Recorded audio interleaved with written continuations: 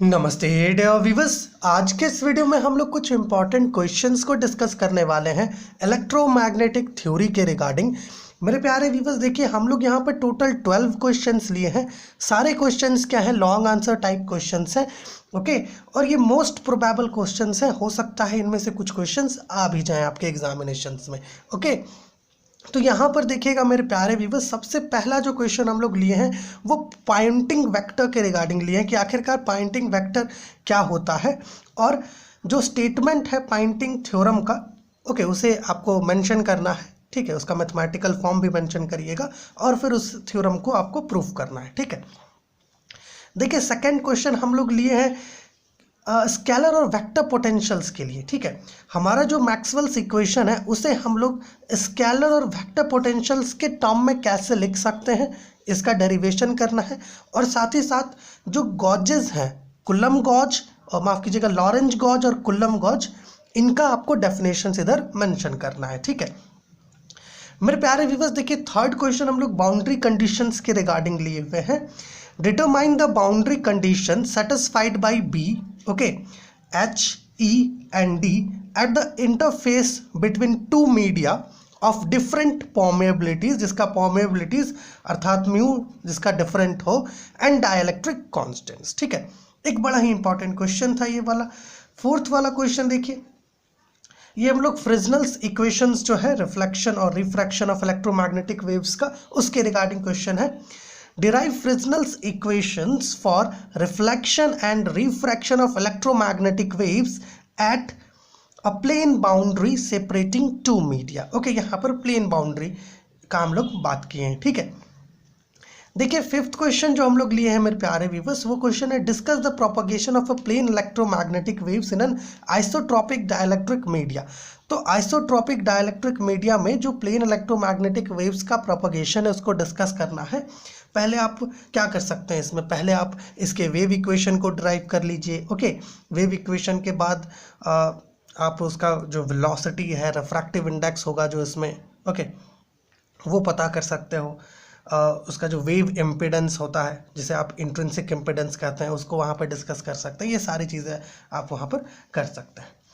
देखिए अभी तक ये जो 1 से 5 तक हम लोगों ने जो क्वेश्चन लिया है, इसमें सब सिंगल क्वेश्चन है। ठीक है, बट कभी कभी क्या होता है मेरे प्यारे व्यूअर्स, एक ही क्वेश्चन में 2 या 3 क्वेश्चन आपको दे दिया जाता है। ठीक है, और वो 2 या 3 क्वेश्चन जो आपको एक सिंगल क्वेश्चन में दिया हुआ है, ओके, वो डिफरेंट टॉपिक से भी हो सकता है, और हो सकता है कि वो तीनों सेम टॉपिक से हो। अगर सेम टॉपिक से होगा तब तो कोई दिक्कत नहीं होता, लेकिन जब डिफरेंट टॉपिक से दे दिया जाता है तब थोड़ा दिक्कत होता है। ठीक है, क्योंकि हो सकता है वो क्वेश्चन आपको ना आए, है ना, इस प्रकार का चीज़ें होता है। जैसे 6 में हम लोग 3 क्वेश्चंस लिए हैं। पहला क्वेश्चन क्या है, define coefficient of reflection and transmission and hence derive expression for them. Okay, जो कोफिशिएंट है आपका, coefficient of reflection and coefficient of transmission के डेफिनेशन को आपको यहाँ पर लिखना और उसके एक्सप्रेशंस को डिराइव करना है। सेकेंड क्वेश्चन हम लोग लिए हैं, explain principle and working of optical fibre. Optical fibre का जो प्रिंसिपल है, किस प्रिंसिपल पर वो काम करता है ना, टोटल इंटरनल रिफ्लेक्शन के प्रिंसिपल पर काम करता है वो, और उसके वर्किंग को इधर एक्सप्लेन करना है ना। इसके लिए आप एक छोटा सा डायग्राम भी ले सकते हैं। तीसरा क्वेश्चन हम लोग लिए what is total internal reflection, okay, TIR, and इसके साथ साथ एक वेव होता है इवेंसेंट वेव्स। ओके, इसके डेफिनेशन को इधर मेंशन करना है। ठीक है, देखिए 7th क्वेश्चन जो हम लोग लिए हैं वो क्वेश्चन आपका क्या है, show that electromagnetic potentials are not unique. देखिए होता क्या है, जो इलेक्ट्रोमैग्नेटिक पोटेंशियल्स है, जिसको हम लोग स्केलर पोटेंशियल और वेक्टर पोटेंशियल कहते हैं, ये एक्चुअली में खुद में यूनिक नहीं होते, है ना। ये जो अपना स्केलर मैग्नेटिक स्केलर पोटेंशियल है और मैग्नेटिक वेक्टर पोटेंशियल है, ये खुद तो यूनिक नहीं होते, लेकिन जो आपका फील्ड है, जो वेक्टर फील्ड्स है ना, मैग्नेटिक फील्ड और इलेक्ट्रिक फील्ड, इसको ये यूनिकली डिफाइन करते हैं। ठीक है, तो इसके बारे में हम लोगों ने डिस्कस किया है हमारा एक वीडियो में, आप देख सकते हैं। दूसरा जो हम लोगों ने लिया है, discuss electromagnetic potentials. Electromagnetic potentials क्या है, इसके टाइप्स को आप डिस्कस कर सकते हैं। ओके, देखिए 8th क्वेश्चन में हम लोग लिए हैं right short notes on.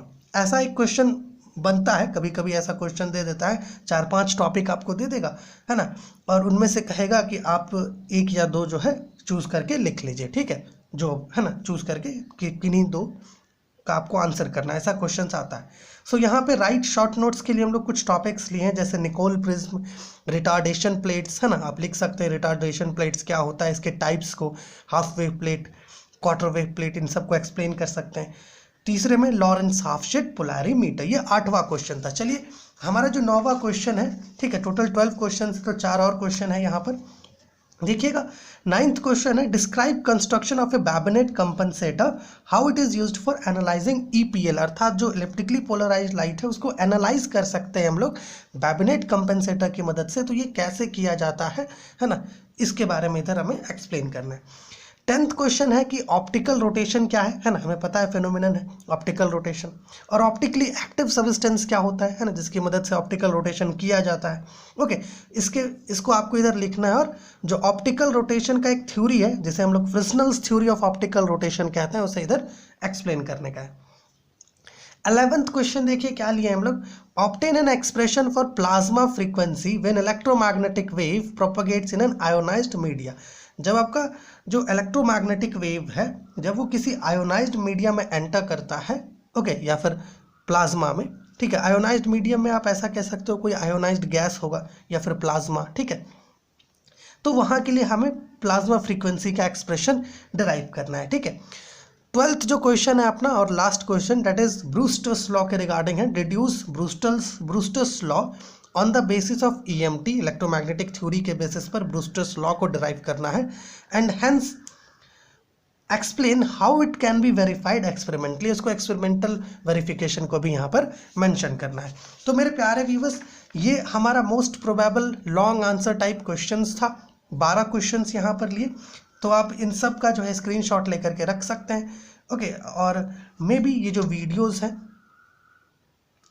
Okay, मतलब ये जो हमारा क्वेश्चंस है मे बी आपके लिए हेल्पफुल हो। तो चलिए मिलते हैं आपसे अगले वीडियो में।